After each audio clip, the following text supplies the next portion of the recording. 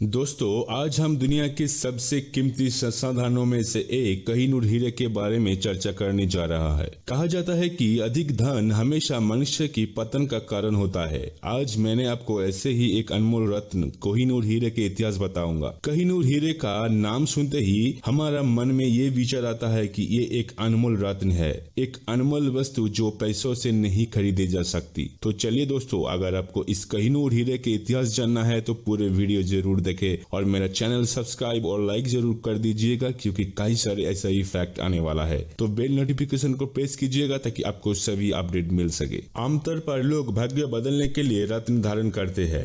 ज्योतिषी कहते हैं कि रत्न धारण करने से सभी प्रकार के दोष दूर हो जाते हैं। लेकिन क्या आपने कभी सुना है कि रत्न धारण करने वाले व्यक्ति के दुर्भाग्य से छुटकारा नहीं मिलता, बल्कि इसके विपरीत दुर्भाग्य शुरू हो जाते हैं? तो दोस्तों, मैंने ऐसा क्यों कहा ये आपको मालूम पड़ जाएगा कुछ ही देर में। ये जानने के लिए पूरा वीडियो जरूर देखिएगा। कुछ लोग कहते हैं कि कोहिनूर 5000 साल से भी अधिक पहले पाया गया था और इसका उल्लेख प्राचीन संस्कृत ग्रंथों में से मिलता है। धर्मनिष्ठ हिंदुओं का दावा है कि इसे एक बार महान भगवान कृष्ण ने पहना था, लेकिन सोते समय उनसे चोरी हो गई थी। लेकिन लगभग 13,000 बीसी में आंध्र प्रदेश में गुंटा के पास गलकुंडा हीरे की खदान में जो हीरा पाया गया था वही कोहिनूर था, ऐसा मानना है प्राचीन भारतीय इतिहास के पन्नों के माध्यम से। गोलकुंडा प्राचीन समय सबसे बड़ी हीरे के खदानों में से एक थे। हालांकि बाद में ब्राजील में और एक बड़ी हीरे का खदान मिला था। गोलकुंडा खदानों में मिला कोहिनूर हीरे का वजन 793 कैरेट था। ये दुनिया का सबसे बड़े हीरे था। इससे पहले कोई इतना बड़ा हीरे नहीं मिलता था, लेकिन शुरुओं से इस हीरे को कोहिनूर नहीं कहा जाता था।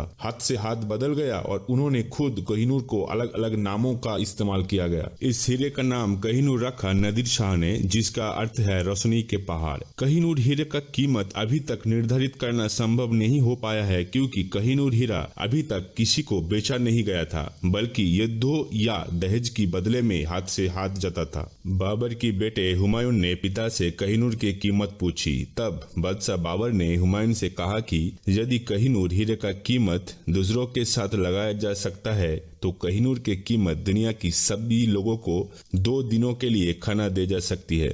बाबर की जीवनी बाबरनामा में उल्लेख है कि 1924 में कोहिनूर हीरा केवल भारत की कतालिया नामक एक शाही परिवार की संपत्ति थे। 13 से 6 साल की बाद से कोहिनूर हीरे को लेकर एक कहानी सुना और भविष्यवाणी की गई है। जबकि भविष्यवाणी कहते हैं कि अगर कोई व्यक्ति कोहिनूर हीरे रखता है तो उसके पास दुनिया की अनंत शक्ति और शासन होगा, लेकिन वो शक्ति अस्थायी रूप से होगा और कुछ दिनों के बाद उस व्यक्ति के बुरे दिन शुरू हो जाएंगे। इसीलिए कोहिनूर को किसी महिला या देवता को समर्पित करना बेहतर है। हालांकि इससे पहले कोहिनूर हीरे को श्राप पर किसी ने ज्यादा ध्यान नहीं दिया, लेकिन तथ्य यह है कि कोहिनूर को श्राप दिया गया था, जबकि यह हीरा कतालिया राज्यों के पास था। 1320 में बिन तुगलक ने कतालिया राजवंश पर हमला किया और कतालिया वंश पूरी तरह से नष्ट हो गया था। उसके बाद लोगों का मानना था कि अगर कोई व्यक्ति कोहिनूर हीरा रखता है तो उसका परिवार नष्ट हो जाएगा। उसके बाद कोहिनूर को एक राजा से दूसरे राजा में स्थानांतरित कर दिया गया और मुगल सम्राटों के हाथों में आ गया और समय के साथ साथ मुगल बादशाहों के गहने सुशोभित होने लगे।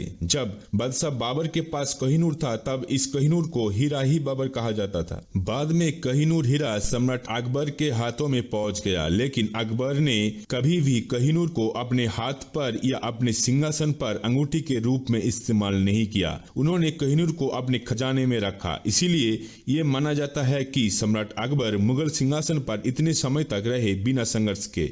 उसके बाद कोहिनूर हीरा अकबर के हाथ से होते हुए बादशाह शाहजहां के हाथों में पहुंच गया। शाहजहां ने उसके लिए एक बहुत ही सुंदर सिंहासन बनवाया। इस सिंहासन को सैयद गिलानी नामक एक शिल्पीकार ने बनवाया था। 793 कैरेट का कोहिनूर हीरा उसके साथ सिंहासन पर रखा गया था और बादशाह शाहजहां ने सिंहासन का नाम दिया है तख्ती ही मुर्सा। इस सिंहासन को हम शाहजहां के मयूर सिंहासन के नाम से जानते हैं। मयूर सिंहासन शिल्पी कला के दृष्टि से इतना प्रभावशाली था कि मयूर सिंहासन के शिल्पी कार्य देखने के लिए देश विदेश के प्रसिद्ध जौहरी मुगल दरबार में आते थे। ऐसा माना जाता है कि मयूर सिंहासन पर आसीन होने के बाद से ही शाहजहां का बुरा समय शुरू हो गया था। शाहजहां की पत्नी मुमताज की मृत्यु मयूर सिंहासन के निर्माण के कुछ समय बाद ही हो गया था और उससे अपने प्यारे मुमताज के याद में ताजमहल बनवाया था। शाहजहां के बेटे औरंगजेब ने अंतिम उम्र में शाहजहां को कैद कर लिया। जब औरंगजेब दिल्ली के गद्दी पर बैठा तो कोहिनूर औरंगजेब के हाथ में आ गया।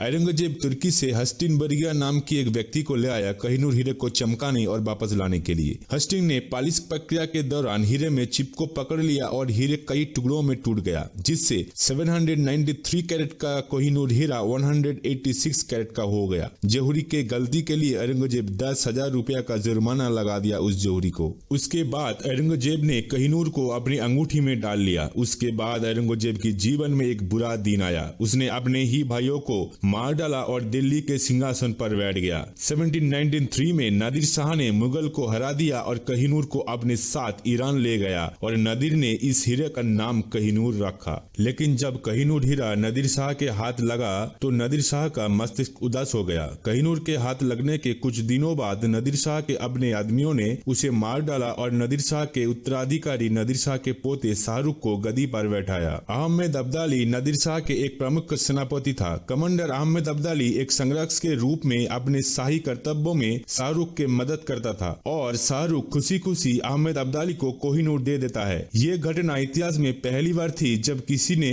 बिना लड़ाई के कोहिनूर हीरे इनाम के रूप में दिया था। अहमद अब्दाली अफगानिस्तान का रहने वाला था। कोहिनूर लेके वो अफगानिस्तान चले गए और अफगानिस्तान के राजा अहमद शाह दुरानी को सौंप दिया। लेकिन दुर्भाग्य से कोहिनूर के ऐश्वर्य का आनंद नहीं उठा सके। कोहिनूर हाथों में आने के कुछ दिनों पहले ही अहमद शाह दुरानी की मृत्यु हो गई, जिसके बाद शुजा शाह दुरानी कोहिनूर के हीरे और राज्य का उत्तराधिकारी बने। उसके बाद कोहिनूर हीरा राजा रंजीत सिंह के कब्जे में आ गया। वो कोहिनूर को अधिक समय तक अपने पास नहीं रख सके। कोहिनूर हीरा मिलने के बाद राजा रंजीत सिंह के शारीरिक स्थिति बिगड़ने लगी। एक बार राजा रंजीत सिंह के सेना की तुलना अंग्रेजों ने लोहे की दीवार से करते थे, लेकिन रंजीत सिंह के बीमारी के फायदा उठाते हुए अंग्रेजों ने रंजीत सिंह को आक्रमण कर लिया और हरा दिया। दूसरे ओर रंजीत सिंह का इकलौता बेटा नाबालग होने के कारण अंग्रेजों ने खजाना आसानी से लूट लिया। राजा रंजीत सिंह ने कोहिनूर हीरे को पुरी के जगन्नाथ मंदिर को समर्पित करने की गुहार लगाई, लेकिन अंग्रेजों ने रंजीत सिंह के